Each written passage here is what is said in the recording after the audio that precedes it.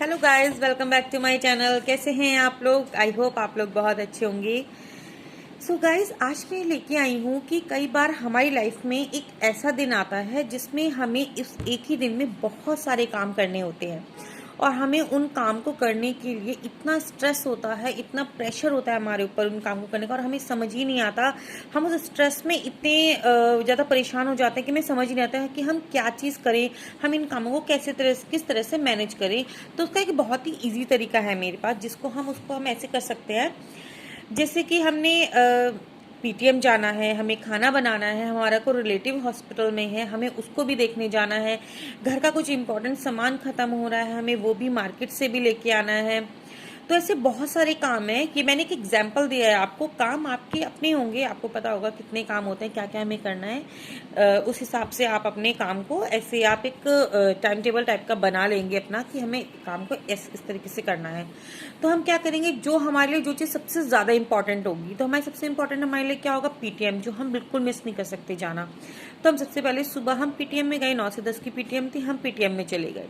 PTM से हम घर आए, हमने घर आके खाना बना लिया। नंबर 2 पे हमने खाना बनाने को रखा। फिर नंबर 3 पे हम सोचेंगे जो सामान खत्म हो रहा है मार्केट से, हम वो लाएं, मार्केट जाएं, या जो हॉस्पिटल हमें जाना है हम वहाँ पे पहले जाएं। तो हम क्या करेंगे, हम नंबर 3 पे हम हॉस्पिटल रखेंगे कि उसके बाद हमने खाना बनाया, खाना लेके हम हॉस्पिटल चले गए। और हॉस्पिटल से आते वक्त हम मार्केट होके आ सकते हैं, अपना इंपॉर्टेंट जो हमारा सामान लाना है हम वो ला सकते हैं।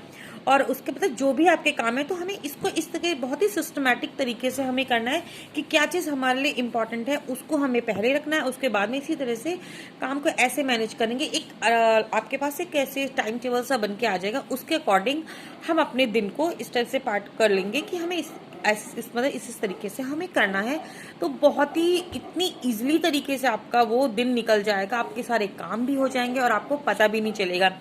और अगर मैं आपको ऐसे काम की बताऊं, अगर मैं अपनी नॉर्मल एक अपनी लाइफ के बारे में भी मैं आपसे शेयर करती हूँ कि अभी कुछ लॉकडाउन से जस्ट पहले की कुछ टाइम पहले की बात है। लॉकडाउन में बंद हो गया था, लेकिन लॉकडाउन से पहले मैं टीचिंग करती थी, एक प्ले स्कूल में मैं पढ़ाती थी। और प्ले स्कूल के बाद में मैं एक टिफ़िन सर्विस होता है ना कि हम टिफ़िन देते हैं, कॉलेज के स्टूडेंट्स हैं, बैंक में, ऐसे कई जगह पे। तो मैंने टिफ़िन सर्विस का भी मतलब मैं करती थी।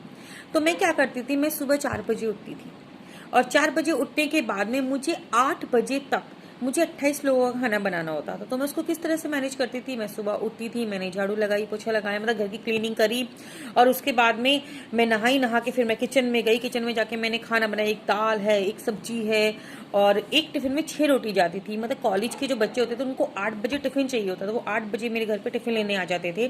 तो मैंने उनका टिफिन बनाया। फिर मेरे 2 बच्चे हैं, मैंने बच्चों को उठाया, उनको नहलाना, उनको तैयार करना, बच्चों के लिए अलग टिफिन बनाना जो वो स्कूल लेके जाते थे, हस्बैंड का टिफिन बनाना, मैं स्कूल जाती थी, अपना टिफिन पैक करना।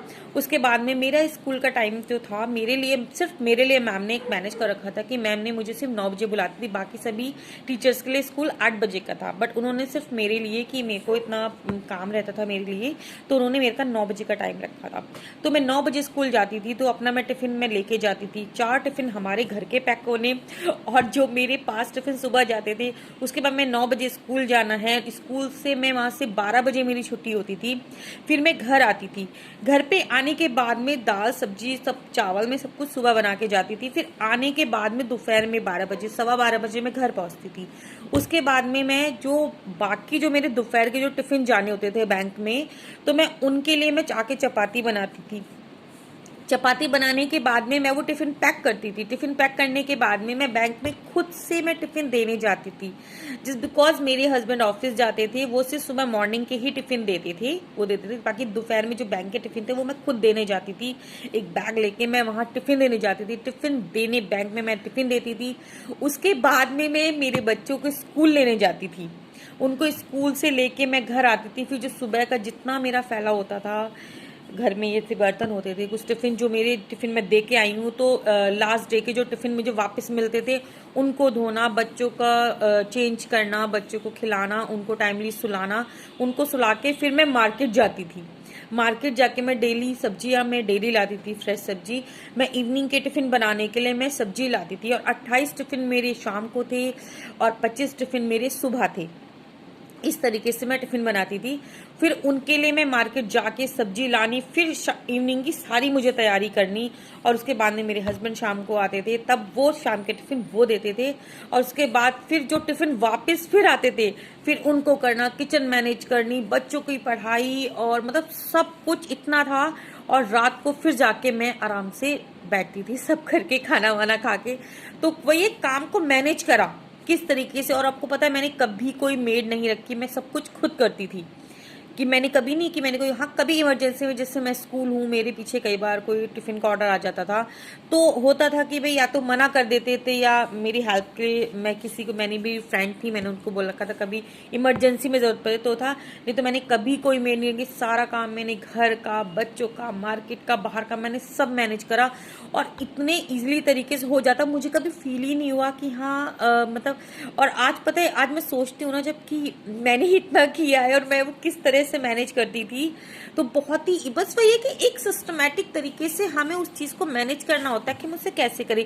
जब हम किसी भी काम को सिस्टमैटिक तरीके से सोच के करते हैं तो बहुत ही ईजी तरीके से काम हो जाता है, हमें पता भी नहीं चलता। तो गाइज़, आपको मेरी वीडियो कैसी लगी मुझे कमेंट करके ज़रूर बताना प्लीज़। मुझे मेरी वीडियोस को लाइक करना, मेरे चैनल को सब्सक्राइब करना गाइज़ प्लीज़। और मिलते हैं मतलब कुछ नेक्स्ट वीडियो में, कुछ और अलग लेके मैं आपके सामने आऊँगी। तो जब तक के लिए बाय बाय, थैंक यू।